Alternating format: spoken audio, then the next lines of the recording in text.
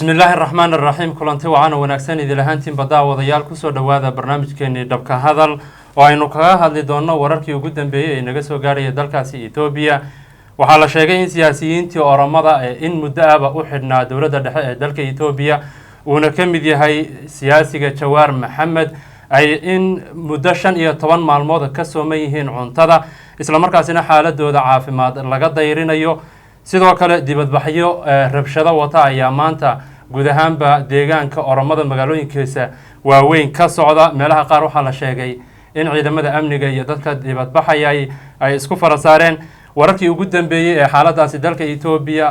waxa soo xuraamay oo ilgooni ah kula socday ama saacadihii ugu dambeeyay ba soo indhaynayay wariye barra ilkaas bar soo dhaw xaaladda Ethiopia waxa la yidhi way si xumaanaysaa قلت هذا ما سنتهي دعواتنا والسلامنا هرت السياسيين قومية دورمة كسو جيدا جوار محمد وكمدي هاي يبكيلا قربا قيبت هذا وقع عن سن وحكيت سيهين حزبي او اف سي لهم وحال حري بشي لولي اما جولاي سنه كي لوada 2020 kala soo dhaafay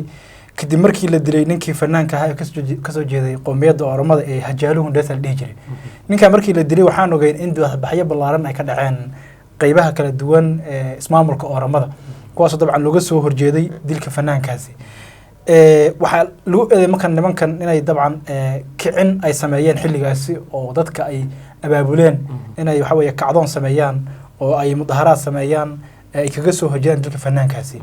xabsiyada ilaa hadda xilligaas July 2020 sida loo xilay ilaa hadda xabsiga ay ku jiraan markasta maxkamadda waa la keenaa sida caadada Ethiopia 14 bari ba booliska la siiyaa oo dheeriha ay baaritaan ku sameeyaan ay waxa weeye ku soo xaqiijiyaan dambiyada loo haysto marka maxkamadda la keenana dabcan dambiye ayaa lagu soo ogaa horay sanadkii la soo dhaafay dhowr jeer ba dambiye lagu soo ogay nimankan oo uu kamid yahay kicin dadweyne dad la laayay hub sharci daraaha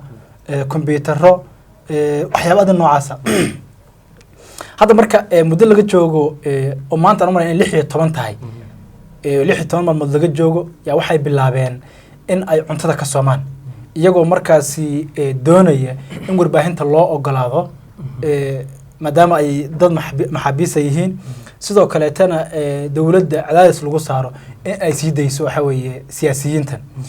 sida wararka hadda na soo gaaray ay sheegayaan xaalad caafimaad oo liidata ayay ku sugan yihiin baa la yiri ama la soo diristay siyaasiyiinta xiran dhowr kamid ah oo Jawaar Maxamed uu kamid yahay mid kamid ah guddiga fulinta OFC oo lagu magacaabo Trune Gemta wuxuu sheegay in uu booqday waxa weeye siyaasiyiinta xiran xaaladooda caafimaadna ay aad u liidato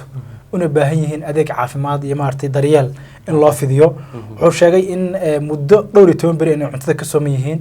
xaaladooda ay aad khatar u tahay waxa kale oo la sheegayaa in Jawaar Maxamed uu xitaa hooyadii uu garan waayay waa dareemi kartaa marka qof dhowr iyo 10 bari cunto ka sooman oo aan waxba la qeynin xaaladiisa caafimaad iyo maartay garashadiisa iyo waxa weeye jismigiisa say isu bedeli karaan aad bu qof walba oo waxa weeye bini'aadam u dareemi karaa marka wuxuu ku baaqay xubinka guddiga fulinta OFC ka tirsan in beesha caalamka ay dawladda Ethiopia cadaadis ku saarto in waxa weeye nimankan xaaladooda bal waxa weeye wax laga qabto oo xabsiyada ay ku jiraan sii daayo horay xisbiga dhowr jeer oo hadlay wuxuu sheegay in raggan siyaasiyiinta xiran aysan jirin wax dambi oo loo haysto balse ujeedka ugu weyn uu yahay in laga hor istaago doorashada Ethiopia ka dhacaysa oo ognahay dabcan hadda inay socoto soo xulida iyo maartay baarlamaanka iyo olole hadda uu socdo dadban oo wali laakiin si toos ah aan u bilaabanin laakiin hadda ay dhowdahay oo bisha May ilaa June bay doorashadu dhacaysa waxay rabaa hadda ka harsan yahay ama maartay waxay rabaa ka harsan marka iyagu waxay sheegeen ujeedka laga leeyahay nimankan in uu yahay in laga reebo doorashada maadaama ay yihiin rag taageero xoogan ku dhaxle qoomiyada Oromada Jawaar Maxamed waa ognahay xilligii TPLF dibadjoog baa Mareykanka ayuu joogay waxa uu kamid ah siyaasiyiintii aad u mucaaradi jiray aad uga soo horjeeday xitaa warbaahin buu sameeyay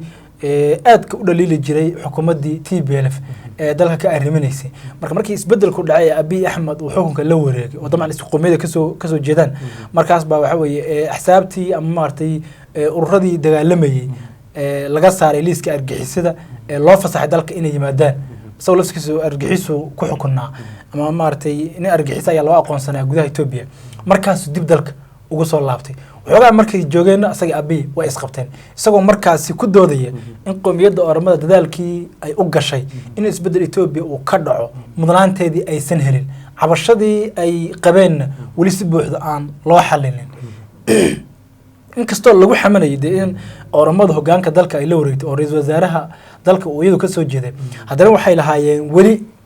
wax badan oo hore nooga maqnaa oo aan tabayna oo aan u mudaharaadayna oo aan u halgamayna oo aan dibadbax u sameeyna oo nolol leynay wali maana helin marka maadaama taageero far badan uu lahaa dad badan waxay u arkaan Abiy Ahmed inuu ka cabsi qabay horena uu shaaciiday in doorashada socodka u tartamayo in ninkan qowmiyadda oromada gudaheeda ma kala dhaho waxa weeye codad badan ama uu kaga guuleysan karo ra'iisul wasaare Abiy Ahmed siyaasi kastana wuxuu waxa weeye quwad iyo awood iyo maaragtay macno iyo miisaan ku yeelan kara waxa weeye marka qowmiyadiisu ay waato laakiin dii qowmiyadaada ama bulshada adiga ka soo jeedo ay ka soo horjeedo aysan ku wadanin waxa weeye waxa ma noqonaysa marka dad badan waxay aaminsan yihiin iyo siyaasiyiinta xisbiga hadda nimanka ka tirsan yihiinba inuu ujeedada koobaad nimankan u xiran yihiin xabsiyada ay ugu jiraan aysan ahayn dambiye ay galeen oo waxa weeye culculus balse ay tahay in doorashada lagu hor istaaga maadaama taageero xooggan ay ku dhaxleeyihiin qowmiyadda oromada qowmiyadaasna indhihi dhagaba ay u haayeen waa tahay ilka case warbaahinta Ethiopia maalmihii la soo dhaafay waxay tabinaysay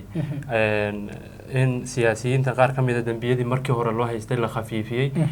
lana sii dayn doono xagee ku dambeysay arrintaas horta marka la fiiriyo sida hadda uu wax u socdo ma muuqato in la sii dayn doono hogaamiyaasha hadda qowmiyadda oromada ka soo jeeda ee xabsiyada ku jira sababtoo haddii la sii daynayo mar hore la sii dayn lahaa waayo markasta maxkamad baa la keenaa 14 beri ayaa loo qabtaa sidii Cabdi Maxamed Cumar madaxweynaha hore deegaanka isagana dabcan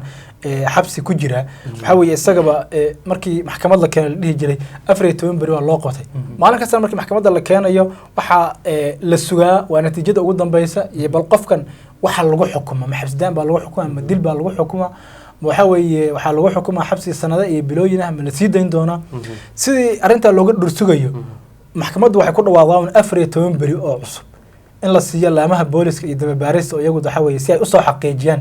dambiyada markaasi lagu soo eedeynayo marka waxa moodidba dhaqan ama caado Ethiopia ka jira in qofka markii maxkamad la keeno waxa weeye 14 beri loo qabto markii la dhageystay dacwadiisa oo la dhaho soo xaqiijiya laamaha dababaarista iyo booliska hadana la soo celiyo macnaha si wasawad waqtigu intaas ku dhamaada marka nimankan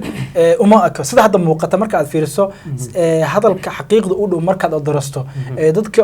arrimaha Ethiopia u dhoon daleela qaabka ay arintan u taxliilayaan ama ay uga hadlayaan ama ay u arkaan ugu maarta haboon waa in nimankan xabsiga ay ku jiraan ilaa doorashada laga qabanayo marka doorashada la qabto ee lagu kala baxo kadib dalku uu caadi noqdo uu dago marka aan bay noqontaa in la siday laakiin inta hadda xaaladdu seen tahay Oromo ay kacsan tahay wadanka maarta gudihiisa meel ka mid ah ay dhibaatooyin ay ka jiraan qowmiyada qaar ay islaanayaan waqooyiga Ethiopia wali xasarad ay ka taagan tahay xuduudka Suudaan iyo Ethiopia oo san ahayn mid degan oo dagaalo ay ka socdaan nimankan way xirnaan doonaan waayo haddii la soo daayo iyaga caqabad kale iyo culays kale Abiy Ahmed iyo xukuumaddiisa ku noqon doonta yaa foolaya xaaladooda caafimaad haatan waa laga dayrinayay sida horaantiiba inoo sheegtay ma la geeyay isbitaal oo si dhaba ma loo ogahay siday tahay xaaladooda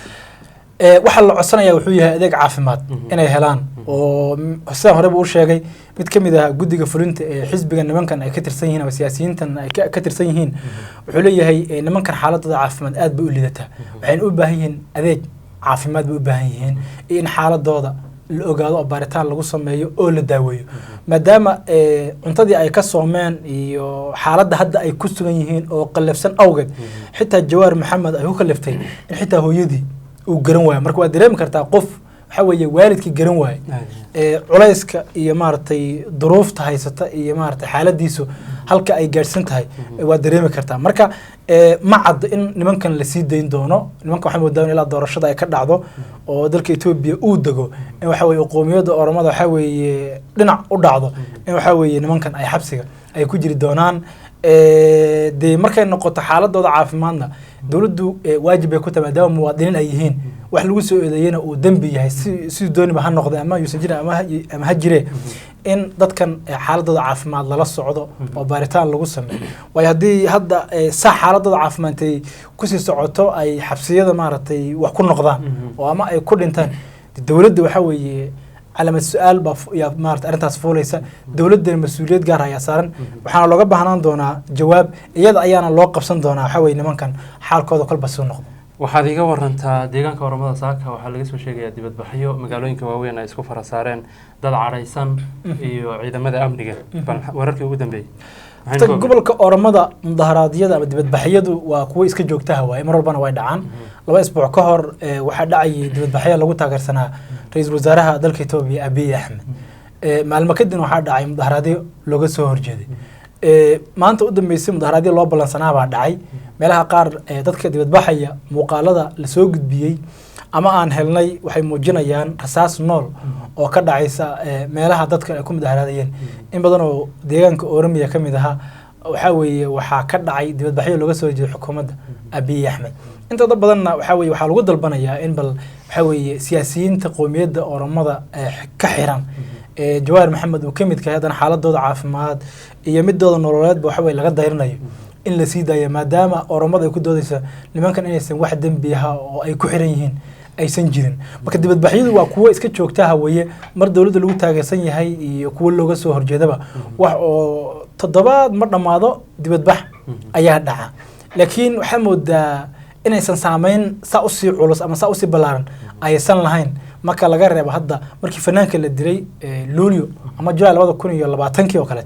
dibadbaxyadii dhacay waxaan kuwa laga dareemayay guud ahaan dalka oo wadooyinkii bay xireen oo waxa laga dareemay qudaartii iyo qaadkii deegaanada kala duwan ee xitaa deegaanka Soomaalida oo kamid ah aadi jiray qoomiyadda Oromada dhankeeda ka bixi jiray ama ka tagi jiray marka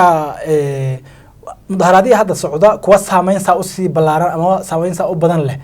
ma ahan laakiin waa kuwa dabcan ay dhigayaan qaybo kamid ah qoomiyadda Oromada oo laga soo horjeeda dawladda Abiy Ahmed laguna dalbanayo siyaasiyiinta xiran ee xaaladooda laga dayrinayo in maartay la sii daayo